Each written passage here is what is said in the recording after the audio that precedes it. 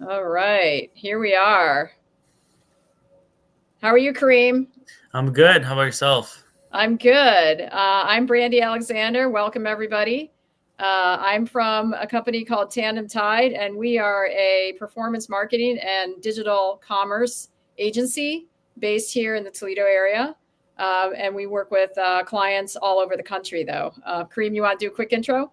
Yeah, definitely. So my name is Kareem Hammuda. I've been born and raised here in Toledo, Ohio, my whole life. I am in the food industry. I am a small business specialist at CIFT, which is our local MEP, Manufacturing Extension Partnership in the area. We help bring technical solutions to various industries such as agriculture, manufacturing, and small business and food processing. We also run a kitchen in Bowling Green, Ohio called the Northwest Ohio Cooperative Kitchen that has over 35 to 40 entrepreneurs utilize that to produce a product to the market. Really glad to be here. And thank you, Brandy, for having me. Yeah, for sure. So, thanks everyone for joining us. We are going to be talking about e-commerce optimization and how to unlock sales across digital channels in 2025. So a lot of what we're talking about, we wanted to do it here in December because everybody's thinking about e-commerce, everybody's thinking about commerce. This is the time to start thinking about a better strategy for the coming year, because you may be saying, well, I should be making more sales right now. It's December, and I'm not. So we're here to help have a conversation about that. I just introduced myself, but a fun fact that I like to talk about when it comes to e-commerce is I really learned e-commerce because one of the first social media accounts I ever managed was the Tony Pacos account. So I learned social media, I learned commerce, back in the day. So I've had a pretty long run, and I've seen it all when it comes to this space. Um, and Kareem, you do some cool things too with your coffee brand. Tell us Yeah, about that. definitely. So, as I mentioned, I'm from here, and so my dad owns two Mediterranean bakeries. And growing up in the family food industry, I got to see kind of some of the challenges that we all face. And I got really inspired how my dad got started, and I always wanted to be an entrepreneur. Didn't know exactly what. And to be honest with you, I was never a coffee drinker. So one day, my wife can't drink hot coffee because it's too acidic for her, but she likes the taste of coffee. So I said, "Oh, I explored cold brew." Then I looked at my dad and my parents, and they're drinking Arabic coffee, Turkish coffee per se. I said, "I can make that cold brew." It took me a couple of years to perfect the recipe. I did not think it was that hard because it's usually served hot, and I'm trying to serve it cold. So I started a coffee line called Finjan Coffee, where I sell Turkish style cold brew with a splash of orange blossom water. It's ready to drink. It's right now sold at my parents' shop, as well as a couple of food trucks in the area. But I'll tell you the truth. Before SIFT, that was my first thing that started as an entrepreneur, and this is when I learned that how much I want to help entrepreneurs succeed and kind of the challenges that they face, having that entrepreneurship mindset. Awesome. So we both have a very varied background when it comes to this space. But both of us have worked with a lot of different types of brands, from very small brands and startups all the way to Fortune 500 companies. So let's start the conversation. What is the digital shelf? So, how does the digital shelf function in marketplaces like Amazon, Walmart, your website, and other platforms? Now, commerce used to be very sort of distributed, but now it's really so interrelated. And what happens on one channel can affect other channels too, and that's really sort of what we want to be talking about today. I use the example of ice cream because we work with an ice cream brand and we know a lot about how to sell ice cream online, which is kind of a niche in itself. But the digital shelf is a place that we want you to think about how your brand is presented there. That's really sort of the space to think about when it comes to the digital shelf and all of the channels that are represented. So I'm going to start with this Amazon listing of ice cream. And here we go. Very limited product information, not enough information at all for this single product here. What do I want it to look like? And then Kareem's going to sort of, chime in with some additional insight. This is a listing that we created for one of the brands that we work with. So the optimized titles, bullets, descriptions, better images and videos, enhanced descriptions, the nutritional information and labeling. Kareem, talk about that a little bit, and the importance of having, that type of information on any channel. Yeah, I mean, definitely. Labeling is key for success. Nutritional information. You would want something that can have the answer the consumers' questions before they even ask them. So making sure that they have the correct calorie count, making sure the allergy statement's there, making sure the ingredients are there. It's actually been regulatory verified by the health agencies. Um, and one of the things, Brandy, when you were going back and forth on the two images, is the listing is simplified on the last image, but I'm not even looking at the packaging too. So it looks like the image is kind of cut up, but if you go to your next image, the packing is more simplified. It goes straight to direct into kind of how all the products look like, the logo, and kind of puts the objective, and people know what the product is. So kind of what Brandy mentioned is your digital shelf is where your brand is optimized, but also there's a couple of things where like packaging and labeling is also key. So you want to make sure you address those. And what I was looking at when I was starting my my food business, I was trying to pick up things that are the terminology is Instagram friendly, something that I can take a picture and it'll look perfect.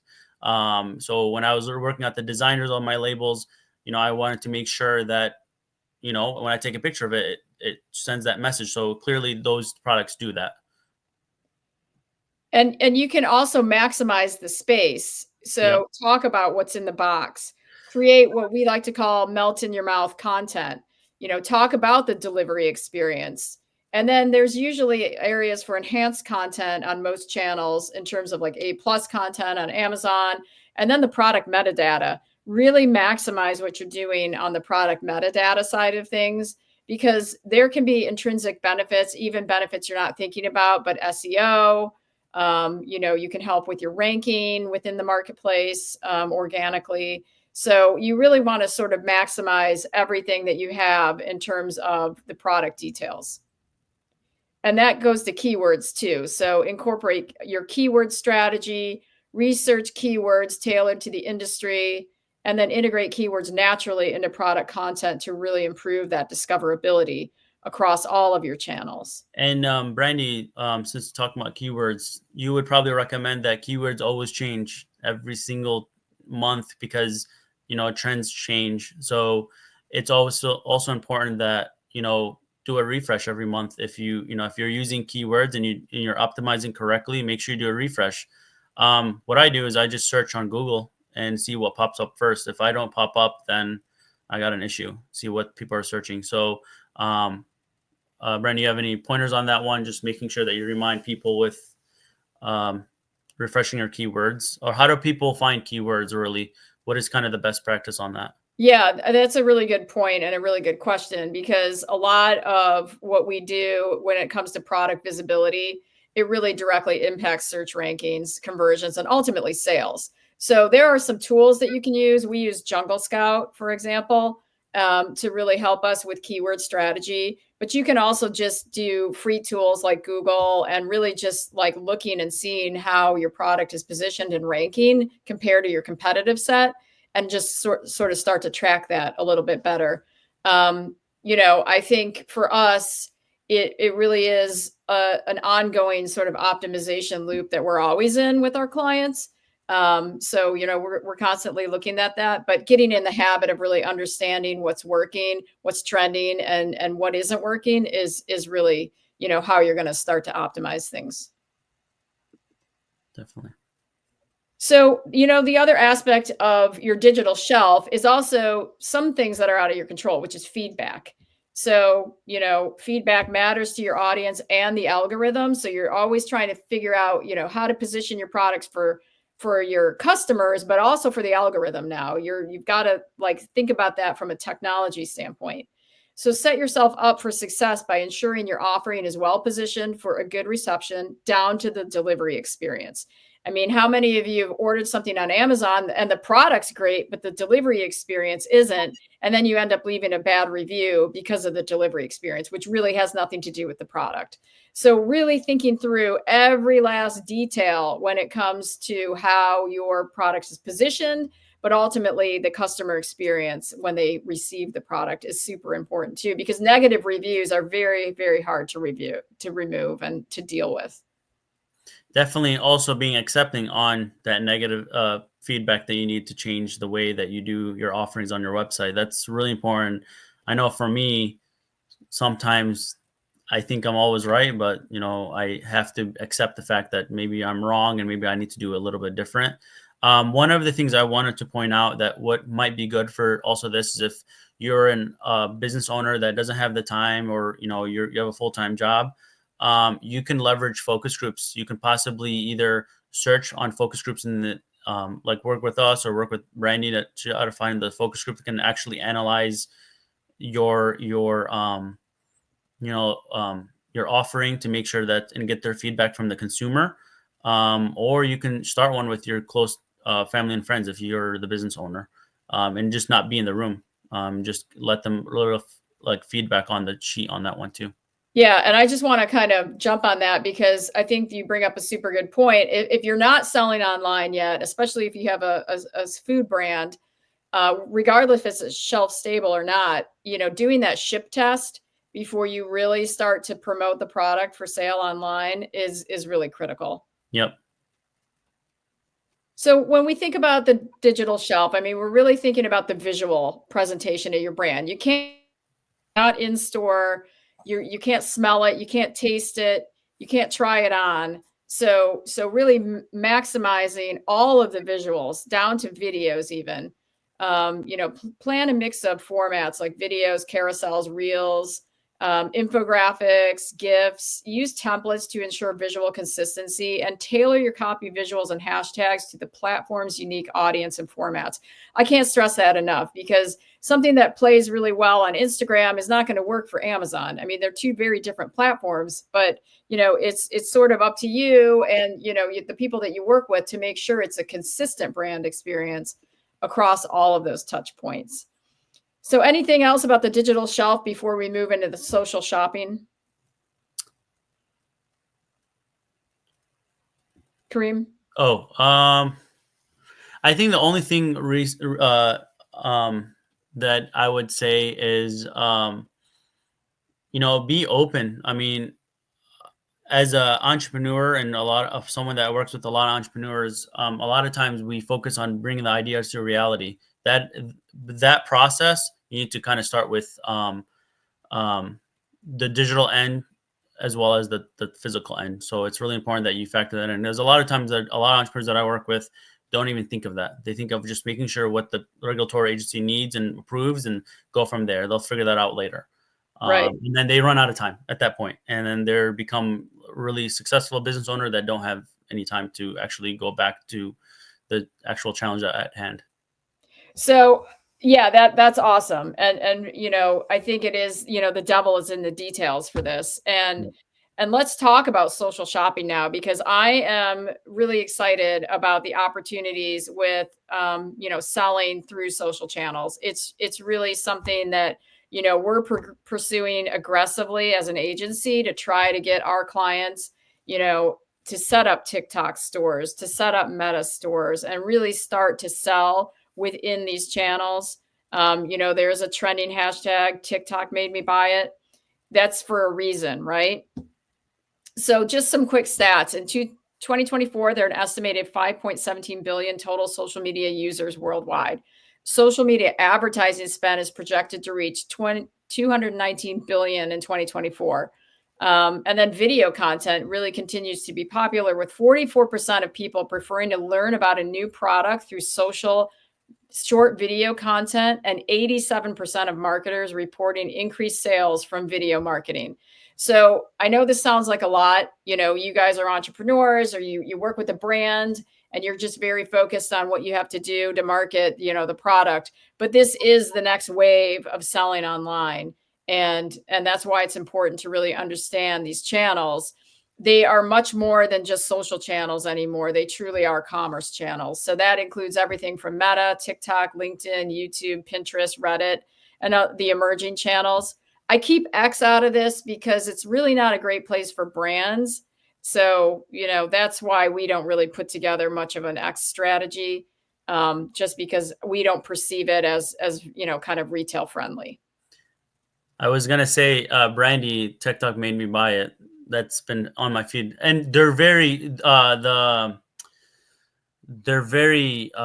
good. You click on one video, you'll see it for the rest of the month of that same video until you actually buy it. And it's been I've been tempted, but I've been just trying to not get a reason on not buying it. So I'm trying to figure out, like, was looking at a projector, and I watched one video, and ever since then it's been posting on my TikTok feed, and I'm tempted to buy it, but I'm not sure if I should buy it or not.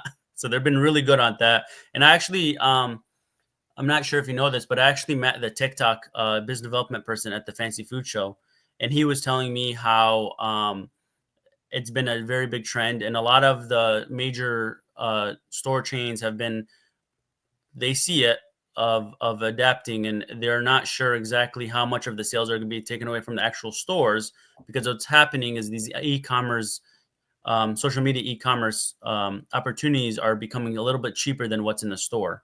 So it's driving that force into social media, people buying stuff from social media. So they don't know exactly, but I know that the store chains do know that that's actually happening, and they're aware of it. So They are aware of it, and we're going to go into the retail media side of things too. yeah. But yeah, I mean, I think really understanding your audience is where all of this starts. And I talk to a lot of people, and it seems like a lot, like, wow, I can't be in all of these channels, and I'm just a small team, and it can become very overwhelming. But I think the good part about this is, if you're thinking about the strategy, is you don't have to be all things to all people. You really want to hone in on where your audience is. So select the platforms that align with your audience and goals. Facebook and Instagram, wide reach, visual content, detailed targeting. TikTok, obviously younger audience there, short form videos, trending content. LinkedIn, obviously very B2B. Pinterest is not one to be overlooked. Visual discovery and product present generation are there.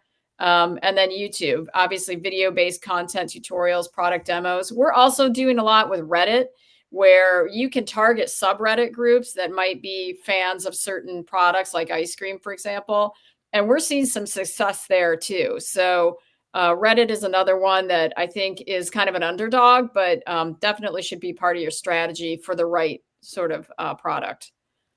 But really, it all comes down to understanding your audience, identify your target audience demographics, prioritize the platforms where you think that we're going to be, and then research the platform specific costs for ads and boosted posts, so you can have that as part of your budget and your strategy.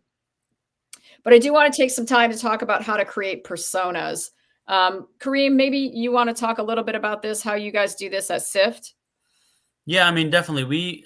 For us to understand, I mean, obviously we have a lot of our staffs are very highly experienced and talented, but one of the things that we want to relate is we either will pilot a service to understand different target audiences on different aspect, or we'll create a persona. And persona is basically, we want to understand the journey. So when I was developing the small business services, I had to really understand what are the challenges and what is my target audience. Like, who am I helping? And there's different avenues of people. But I always say for persona is you have to first analyze your brand and purpose of your brand, and then how to develop that. So I started with a guy named um, like a Tim, and then I basically broke that apart, and I said what his lifestyle would be, and then how is this adapted to the services, or how can I help him at that point. So that's how I did it. But every company has a little bit different based on what their brand is per se. Yeah, it really just helps you and your team sort of understand who you're targeting. A lot of this is very data driven. So you can use data like your website, your email marketing list, your CRM, your order history, your customer data. You can use surveys. There are, focus groups that you can do to really develop. It just depends on how sophisticated you are to really develop these personas. But I think once you identify, usually 3 of them, it really helps you accelerate your entire process for the future. And that comes from, everything from the content creation, the copywriting, graphic design, video production, photography, to the tools that you have a budget for, whether you're using like Canva or Adobe video editing software. Are you going to use an outsourced agency like ours? Do you want to do paid advertising through, any sort of boosted posts or sponsored content? And then what sort of social media tools do you need? Buffer, Hootsuite, Sprout Social. There's Brand Watch and Mention, which are more sophisticated, but really understanding your audience and your budget are like foundational to kind of taking that next step. But also, setting benchmarks. So, we like to say use the SMART framework, which is specific, measurable, achievable, relevant, time-bound for your goals. Use past campaign data or industry averages to estimate your ROI. Allocate more budget to platforms or campaigns that perform better as you go. And then use the analytics to measure performance against your key performance indicators. So that's a lot of like marketing jargon right there. But really, at the end of the day, know who you're targeting, put together the budget, and then optimize as you go, as you see, the data coming through. Anything you want to add to that, Kareem? No, you basically answered correctly. I mean, I'll be honest with you, Brandy. Right now, businesses that are already more established are realizing that the workforce is changing ever more. So making sure that you do a recap on who your audience is every year, because the workforce does change and generations do change. So you have to adapt on that. So right now I'm working with a lot of brands to help them get that persona, to get them start creating content for them to grow, because that's just a revolving door, and you always have to analyze that, because this also allows you to adapt and change your product, even if it's the same product. Back in the day, we had big cell phones. Then we went to little tiny cell phones. Now we're back to big cell phones. So, but in a whole different way. So it's the same thing. But yeah, I mean, I think, and then now we're going back to flip phones. I mean, so it's at this point, it's just a whole new, different, innovative way, but they're just being relevant at the same time. And that's because they know their target audience and what they want. Yeah, I mean, I love your perspective from a small business standpoint, because, it is so important to, really take the time to explain what's possible, because a lot of times they don't have the tools or the resources or the budget to do things that, bigger companies have available to them. But there are ways that you can put together a plan that really can help accelerate some of this. And some of that, when we're talking about social media, I mean, we are talking about social shopping, but you also have to have some sort of a regular socially posting, activity and engagement to keep people interested in your brand. That's essential. So some of my hot tips and takeaways are, don't just make your feed about national holidays. No one cares about National, Basket Weaving Day or whatever it is. Remember, it's a conversation. So, batch content creation, develop multiple posts at once to save time. Stay flexible, adjust for trending topics or unexpected changes. And then, approval steps. Ensure that all posts are reviewed by relevant stakeholders, and that will also keep it consistent and on brand. So, also optimizing your social profiles. So enable shopping features, like we're talking about. Set up a shop on Instagram, Facebook, or TikTok. It's not easy to do. They don't make it easy for some reason. But if you have like a Shopify store, that can really help accelerate that connection between your Shopify store and the social platform to sell directly.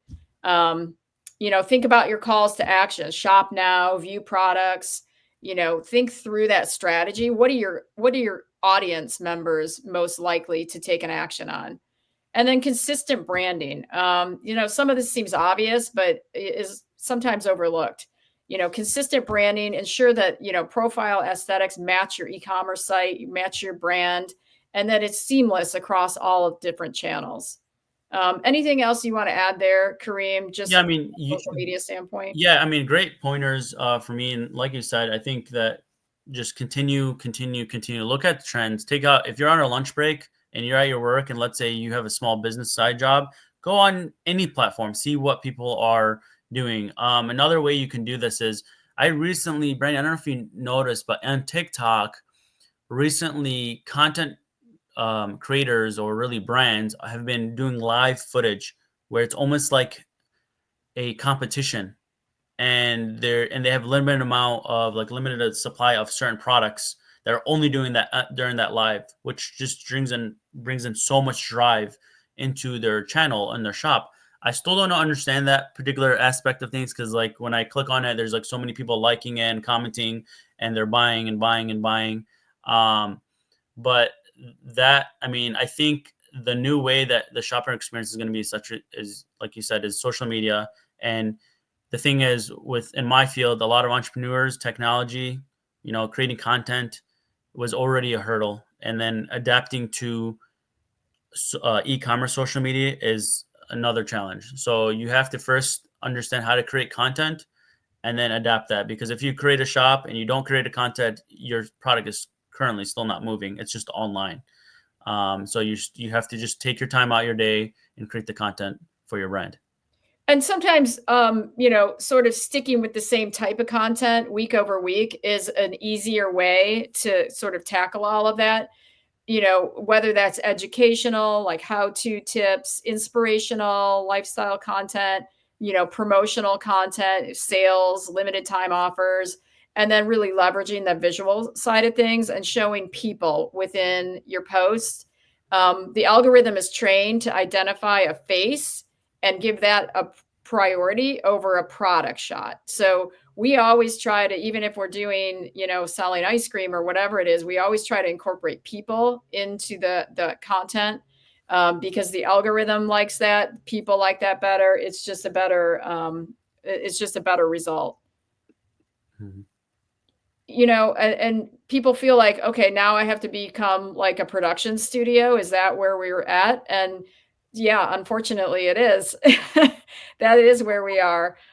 So, high quality images, like Kareem's saying, the live stream, that's all really important. And, having a strategy to react to the marketplace can be really super beneficial. There's no easy button for it, but that's why we're here to help support some of that. It doesn't help when you said it's professional studios. It doesn't help when you watch a TikTok video or Instagram reel and you see a photographer or someone who does videos is in their kitchen and they're like, I bought this for like $30, and they made like a very expensive professional video in their kitchen. So when I first started my brand, I knew that, but my kitchen was not. I needed to create content and videos of the product, so I went to Michael's and created a backdrop, and I used that to take pictures of because I knew that I needed something that cleaner. I was on a small budget and stuff like that, but now there's more tools than when I first started. I started in 2020, so now there's more tools and resources. You have Brandy and you have us to kind of help you do that. But yeah, that's the fun part, I would say, because you kind of figure out how to sell that brand is when you take those videos and for photography of your product is the Yeah, fun part. and I mean, and some of the videos that are out on TikTok are very grassroots. So you don't have to feel like you have to necessarily do much more than, I think, use your iPhone for creating some videos. So you can get pretty down and dirty with it. But I think the point is, getting your brand out there in a new way, getting your brand represented on these channels in the way that is authentic to those channels. And a lot of that starts with video. Yep. The other aspect of this is partnering with influencers. So we do a lot of influencer marketing. We identify influencers, we negotiate the deals, and then we organize everything and get that content out there. There's a lot of cool things with collaborator posts that we're doing right now. And what we have also found is that micro influencers, a lot of times there's a better bang for your buck. So finding people that have, maybe 10,000 followers or even less, a lot of times they're less expensive. They don't mind if you use the content on your channels and they'll put it on their channels. So you have sort of that halo effect. Certainly some of the bigger influencers, are pretty pricey, but anymore it's the way that the algorithms work, it's a per post type of situation versus, oh, I have 100,000 followers, that means 100,000 eyeballs are going to see it. Those days are sort of gone now. So working through, identifying the right influencer for the right brand is a process in itself, but can be beneficial for sure. Brandy, when do you think, since you guys work with a lot of influencers, when do you think a brand or a manufacturer or someone would be ready to actually entertain working with an influencer? Like, when do you think you see that that's a good aspect of suggestion? I mean, obviously, for me, I would not take unless if you have a high investment cost and with that, because I know that even from an influencer friend and from it depends on each brand and when to actually do that.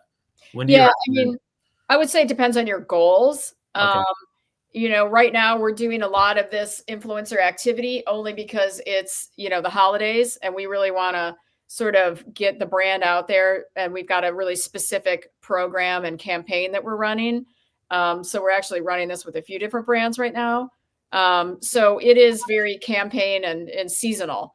So we don't do influencer stuff all year for this brand, but it's really just that Q4 is where we really want multiple influencers talking about, this specific seasonal product. So again, it all comes down to the strategy. It all comes down to the audience. Influencer stuff isn't going to work for everybody, but if it's a CPG brand, that's generally good. If it's, like a makeup or wellness or fitness, that feels like the right space for that. But if it's something, very B2B, that might be a little bit different conversation. Yeah. So when we think about sort of the buying journey, when it related to social channels, I think that's something that, in addition to figuring out your personas, you also want to think about the buyer journey. So once you've identified your personas, how do those personas flow through your channels, down to actually the delivery of the product at their doorsteps? Think through all of that. You can use platform integrated checkout on Instagram, Facebook Pay, things like that.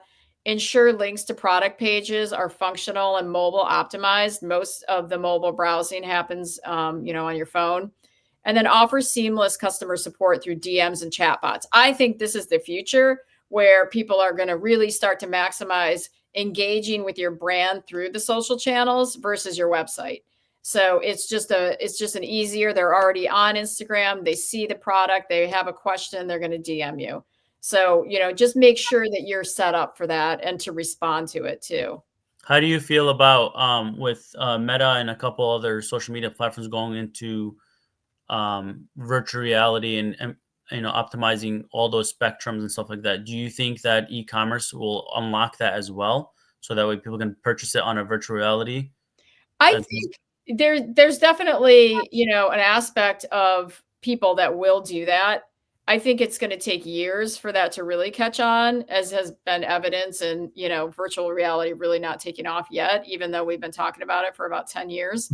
So I do think we'll get there eventually. I don't think it's going to be a headset play though. I think it's going to have to be a lot more elegant and organic to people to really sort of opt into that type of screen.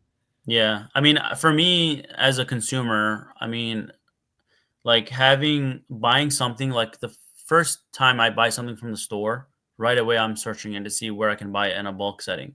If like I'm trying really hard. Normally people will go to Amazon. I mean, that's a given.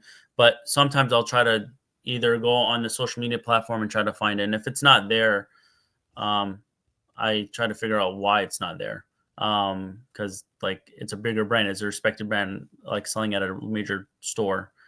But I think it's key because you have a far more reach with your consumers when it's on social media. Yeah, 100%. So, I think aligning your overall e-commerce strategy and finding a lane for e-commerce for social media is the next wave. So if you're not thinking about that yet, now's the time to start to figure that out. Really ensuring that your social commerce efforts complement your website, mobile app, other sales channels, syncing your inventory. That seems like in the weeds, but it's an important aspect of this. syncing your inventory across all platforms to prevent overselling and stock outs. That's super important. Because you don't want the negative reviews. It all comes down to that. But, share your positive customer reviews, testimonials, create that FOMO, and that user generated content too can really help sort of the umbrella effect of everything that you're doing on social, and especially social selling. And that's where I really want you to think about this is, e-commerce is very transactional, and especially your website, it's very functional, it's very transactional. The nuance of social selling is it becomes more of a conversation. It's very platform specific to have that engagement back and forth, people in real time asking questions. It's just a very different medium for selling products than an Amazon or selling direct on your direct to consumer website. Anything else you want to add there, Kareem? I mean, you said it right on the bullseye. I think that doing these type of things also will make you understand a little bit more about your brand, and you might even review your brand, whether you're an organization or you're a CBG product. I think you might find things that need to be addressed right away, because you thought they were already addressed. So, I mean, this is a good way to understand what you're doing, what you're offering, because the last thing you want is to make this all accessible, and then it's not what consumers want. So, you want to make sure you're adaptable, and this is a great way to do that. Yeah, 100%. And I like what you're saying there, especially if you're a new brand and you really haven't validated your product market fit. Social's a really good way, low entry, low barrier to entry, to start to at least understand if there's a market for your new products too. That's a good way to sort of test and learn. So, you can use paid campaigns to boost visibility. You can retarget users who have browsed your website or even done abandoned cart. We have a lot of success with abandoned cart emails. Promote shoppable posts to lookalike audiences. That's another feature for most of these platforms. And then test different ad formats. Example, like videos, carousels, collections. For different types of engagement, and see what's really working. What works for that brand might not work for your brand, and you're really going to find out because you're going to test and learn and do some pilot programs and then hone in on what success looks like for you. And also, Brandy, if you look at a brand and then you did something similar but you improved it, that will actually get more customers because you figured out a process that makes it easier to get consumers to your website. I mean, as a consumer and as a person that has 2 kids and full-time job and another job and doing a lot of community development, I mean, simplicity for me is key. I mean, because I don't want to think too hard on doing certain things if it's right then and there. So if you improve your process of your current social media or website, you'll win all the time. Yeah, 100%. I mean, and that's exactly why you want to kind of install the right tracking pixels. All of the social media platforms have what they call tracking pixels that should be installed on your website. Use UTM parameters to track traffic and conversion. So if no one knows what we're talking about here, just reach out. Feel free anytime to reach out, and I can explain some of this. If you feel like you're not doing it right internally or need some help, I mean, that's why we're here to help you, not just on the front end, but also on the back end. And there's a lot of technical things that have to happen to really bring this all together and have it function in the right way, where you can really understand if it's working and if it's not. So some of that just is, more in the weeds and when it comes to setup. But establishing a budget, I think, is super important too. And thinking about, maybe adjusting that budget as you see success. But establishing a budget up front so and your leadership team knows where you're spending, your dollars, where you're allocating that, and what success looks like at the end, from the end result. And usually that means, how many XYZs did we sell over time? How many widgets did we sell? How many cold brew cans of coffee did we sell? How do you look at analytics, Kareem? Because I'm a small guy, I wish I had the technological arm on it. But what I do is I actually leverage. I use some reporting on some trends and how that may be. I have some friends at the beverage space to see what consumers are actually buying. But what I've been doing recently is kind of going down similar to what you're saying on my social media presence, integrating what needs to be integrated on my Shopify store into my social media. And then I've been trying to communicate with TikTok to figure out how my product would better position that in their store. So I've been trying to do some recon research to figure out what's the best case to deliver the product the to the customer. And I've actually sent it into different customers from California, Chicago, um, and Cleveland to get the feedback from consumers. Like I didn't charge them, but I delivered the product to see and kind of had them go into my website, go into my social media channel to see if they can be executed. They told me their feedback on it so I can improve those type of things. So yeah, I mean, everything that Kareem just said makes a lot of sense. That's what's working for him as a small business. So you're going to find as you sort of dip your toe more into this, what works for you. Yep. But really, putting together that budget, this is just an example of, where I like to think about just sort of a basic budget, which is the content creation, paid ads, the tools and the software that can really help, personnel, if you're hiring an agency or, bringing in a freelancer or even just hiring someone, training and development, and then always that sort of miscellaneous budget. If there's a trade show or an event that you want to go to, things like that can be a good way to just think about a basic budget for social media marketing. So I do want to get into retail media networks because I feel like that's sort of a newer trend. If you're not familiar with it, there's a lot of opportunity for small brands that may be selling in certain channels or even just on Instacart. Taking advantage of what the retail media networks do, I think is something that should be on your strategy for 2025. So what are they? Just the basics. They're ad platforms owned and operated by the retail companies that allow brands to advertise directly to consumers using the retailer's first-party data. So this isn't Google, this isn't Facebook that we're talking about. This is Kroger has their own retail media network. Like I said, Instacart, Amazon, Target has their own network. Kroger, Precision Marketing, they have their own network. So all of the big retailers have their own internal network, and some of them are easier to get access to than others. But for the most part, they are, available if you have a product on the shelf, within any of these retailers. So really taking advantage of it. We run all of these types of ads, depending on if the brand, has a presence within these networks. But they can be very, very cost effective.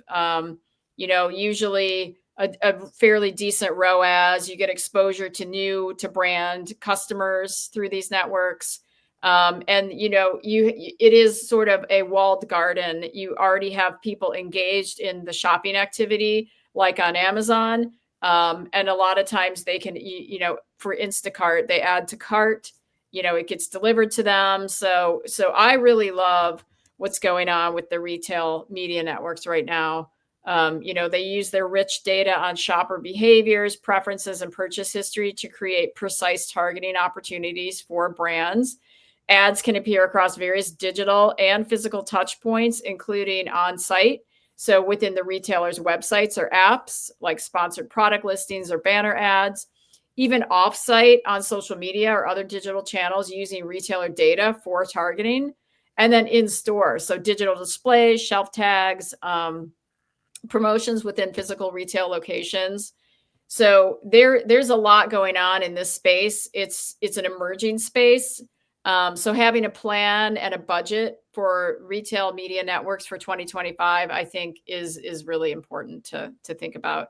Kareem, anything you want to add there? I mean, definitely. I mean, I think also speaking from experience with working with retailers, retailers also want to know what you're doing. So they don't want to put you into one of their networks and then you don't know exactly what you're doing. So they're actually, when they're actually picking you on to put in their store, they're looking on the social media networks, they're looking on the websites, they're looking at what your activity, if your activity is relevant on that one. And then they, because what happens, Brandy, if you go into these networks and you really don't know, kind of from earlier what I mentioned is content piece, don't understand technology, you're kind of going from there. You don't even do stuff on your own social media channel per se. What do you do at that aspect? Do you have to kind of teach yourself on that? Um, is it like what would you recommend if there wasn't, because there are people, at least for the entrepreneurship side of things, there are entrepreneurs that are just like that because they're just either too busy or they just want something more simplified. Because me and you, we know that this type of language, but when it comes with understanding what's out there, it could become kind of confusing. Well, if you are in a retailer, like a Kroger or, even a small grocery store or retailer that has Instacart, they'll make you aware of it. If you use it, that's sort of up to you. But the first step is just to get into the retailer. So unless you're in a retailer, this doesn't really matter. But if you are and you're not taking advantage of it and you have a budget, then that's a situation where you may want to call us to help you manage that, or just take the time to get trained up on it. Again, it comes down to your budget and do you have the ability to pay someone else to take care of this for you. It is the kind of thing where you can run it for 3 months and see how it goes, and are you generating sales. And so sometimes the algorithm takes some time, especially on Walmart. I think Walmart's one of the trickier ones. Their algorithm just isn't as refined as some of the other ones for whatever reason, from what I've seen. um, but it takes time, but it can be, it can pay off because a lot of these are pay to play, like the social platforms now too. So I mean, Amazon probably has the most sophisticated one when it comes to Amazon ads, but there's every single retailer now is looking at this and really kind of investing in this space. So you And know to make you a point across, I was speaking with a retailer one time where a lot of, if you're already in the brand, if you're already established in the store, this particular retailer actually has been making strides, because what they've realized is when an entrepreneur that's trying to get into the store, they may have a budget, but the budget for their social media, retail network, is much higher than what the original budget that they anticipated. So recently they've been working with that third party to at least adapt to beginner level entrepreneurs, so that way they can at least be got skin in the game in the beginning stage, because that means if you're already established and you have someone that's coming into play, that person that's already established is always going to one up the other person because they're already part of that network. So they're actually analyzing if they can just do it for all beginner and more established stage. I mean, that's what I've heard from the retail side, at least. In Yeah, my they definitely have like programs for startup brands, which is Yep. great. And a lot of times they'll give you, $1,000 in ad credit, or, different programs like that I've seen for sure. So yeah, definitely retail media networks, have that on your radar. But let's talk about, your omni-channel strategy. So that's what this is all leading up to. So what does this all mean?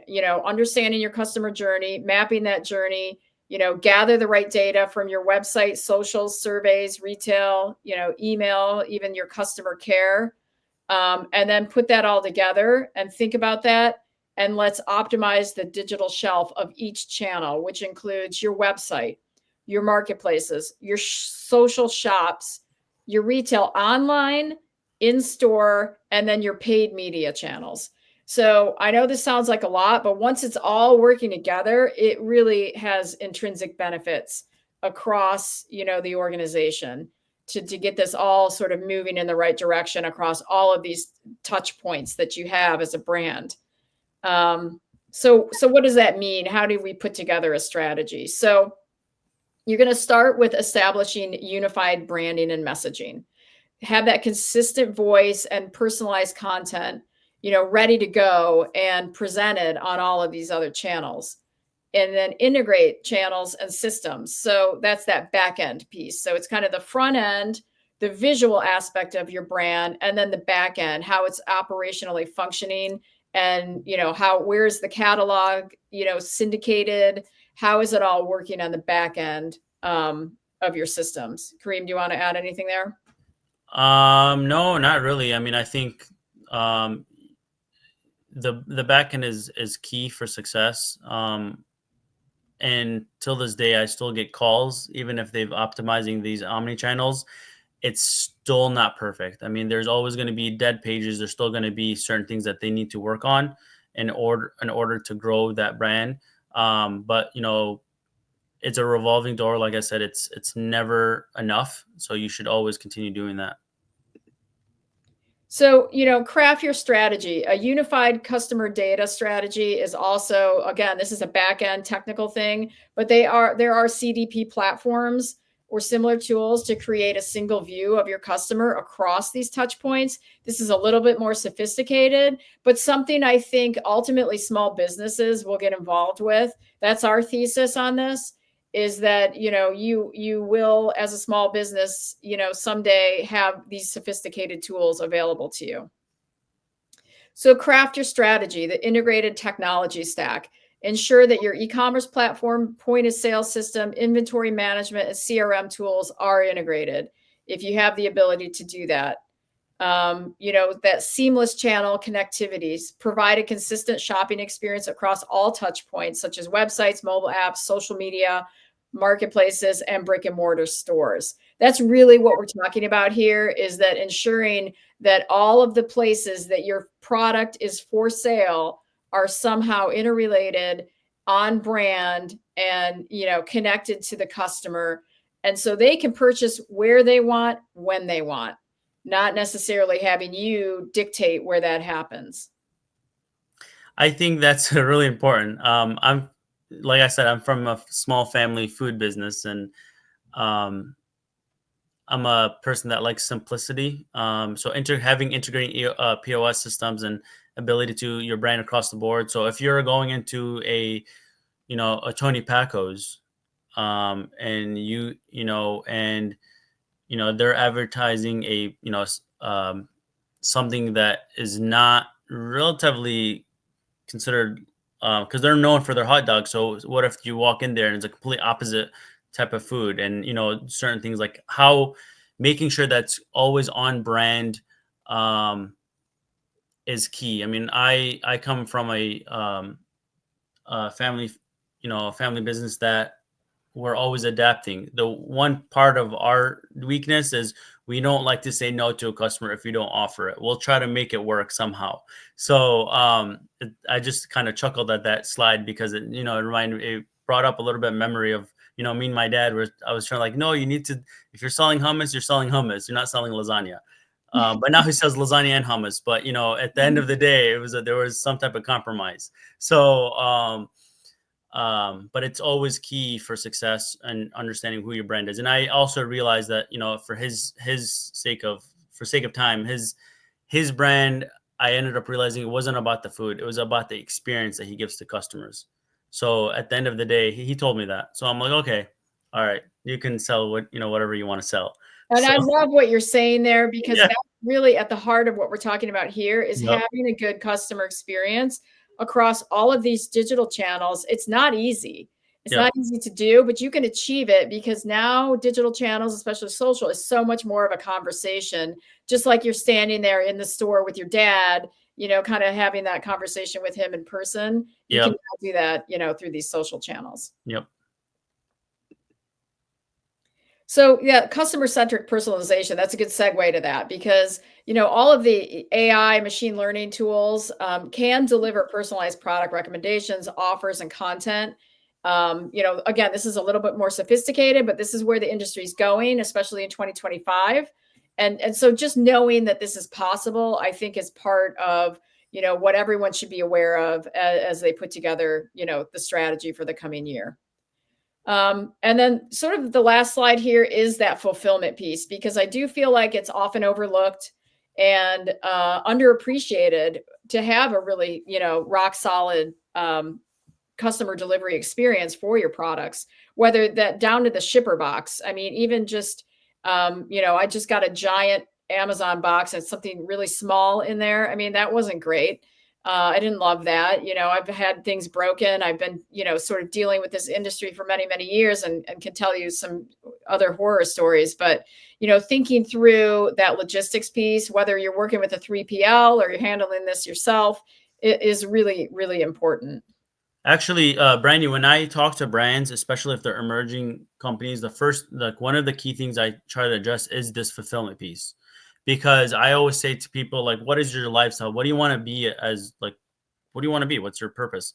And they're like, I like to be the face of my brand. I want to talk the success of that. I said, well, that means you have to have a really key fulfillment piece to do that if you want to have time to do that.